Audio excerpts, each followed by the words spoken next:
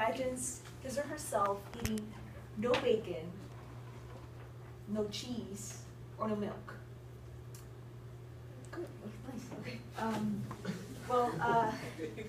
It's been often said that having a vegetarian diet or a vegan diet, it can lead to longer life by prolonged life by 12%. It decreases the risk of heart failures and reduces the risk of type 2 diabetes. So I know that we are young and we don't think of these things, just let me eat my burger. But in reality,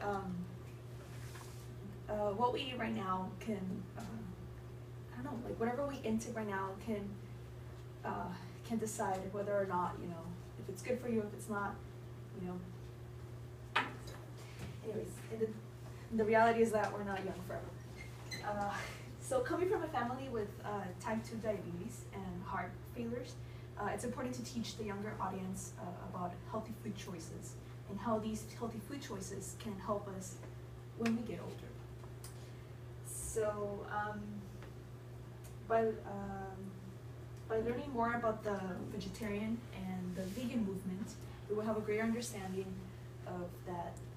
We will know that having these types of diets doesn't mean that food's going to be nasty without animal produce. It can still be delicious. So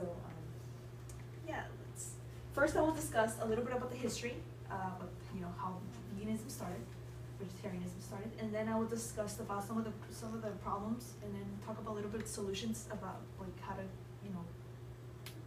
on vegetarian diets, and then finally I will talk about how it can benefit us. Right. So vegetarianism. So I have here the first history position. So what does it mean to be lacto-ovo, and partial vegetarian or vegan? So in order to understand, we learn a little bit about the history. So this whole movement started with the Greeks, according to an article talked by the Time magazine that was published in 2008. It was said that it was this philosopher who said, it was vegetarianism is the benevolence of all creatures and humans. And later on, religions like Hinduism, Buddhism, and I think Judaism, they took this diet as a way to take care of the body and also to take care of the environment, the animals. It's the love for animals. So first we have, now vegetarianism has many names now. First we have the vegan diets. Now the vegan diets is a plant-based diet, meaning that there's no meat, no poultry, no fish, no eggs, no milk, no cheese. It's plant-based, so that means fruits, veggies, grains, nuts, beans, and all that. Next, we have the lacto-vegetarian. Lacto-vegetarian means no meat, no poultry, but they do eat lactose, which means milk, yogurt, butter, and cheese. Then we have the lacto-ovo-vegetarian. Now, these guys, their only meat produce is eggs and lactate products. Then we have the ovo-vegetarians, and they only eat eggs. That's their only form of meat, animal product.